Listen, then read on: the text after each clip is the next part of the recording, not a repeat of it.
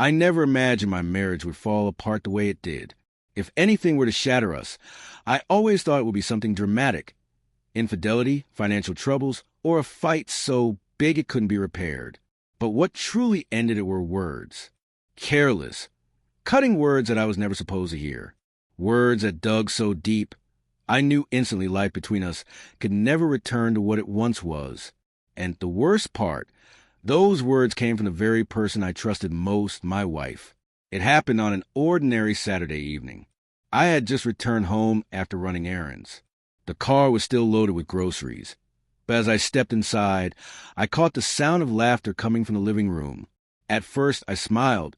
My wife had invited a couple of her friends over, and I figured they were just catching up, swapping stories like usual. But then I paused.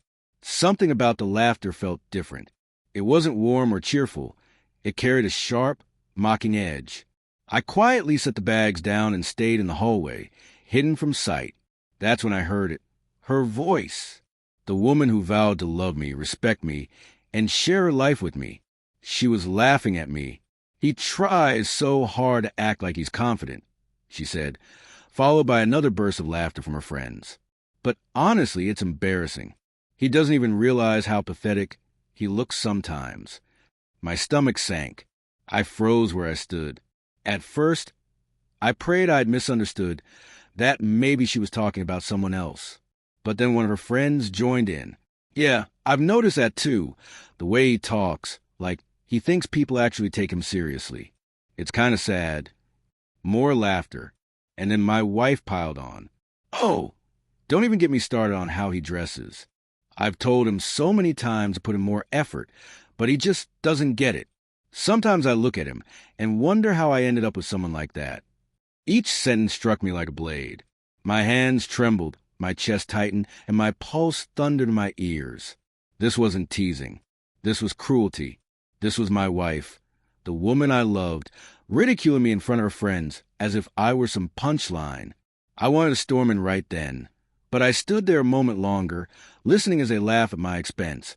Her laughter the loudest of all, and something inside me broke. I walked into the living room. The laughter stopped instantly. Their faces drained of color. My wife's eyes widened, her smile vanishing the second she saw me. The room fell silent. I looked at each of them, the so-called friends who cheered her on, before turning to my wife.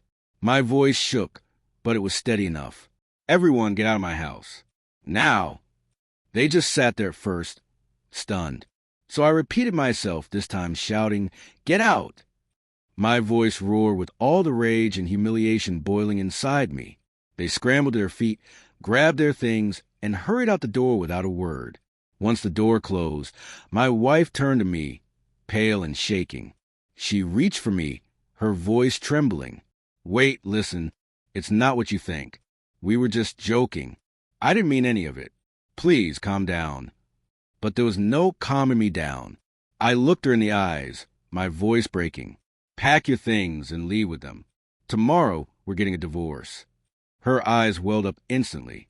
She tried to grab my arm, tried to explain, but I pulled away. I didn't want excuses. I didn't want to hear that it was a joke or that she hadn't meant it. The words were already spoken, and nothing could erase them. The rest of that night passed in a haze. She begged, pleaded, cried, but I didn't budge. The image of her laughing at me with her friends played on repeat in my mind. Every time I closed my eyes, I heard her voice again. Embarrassing. Pathetic. How did I end up with him? Those weren't the words of a woman who loved her husband. They were the words of someone who looked down on him, someone who didn't respect him. And without respect, no marriage can survive. By morning, she had packed a bag. The silence between us was unbearable. She whispered apology after apology, trying to convince me she was wrong. But I didn't feel anger anymore, just emptiness. The kind of emptiness that comes when you realize the person you thought would always stand by you never really did. That Monday, I filed for divorce. She tried to fight it, claiming I was overreacting, that I was throwing everything away over a misunderstanding. But there was no misunderstanding. I had heard every single word, and those words showed me exactly how she saw me. Looking back, I know now that moment wasn't the beginning of the end. It was the end itself. It just took hearing out loud for me to finally face it. Because if your partner can mock you, belittle you, and laugh at you behind your back, then the love you believed in doesn't exist.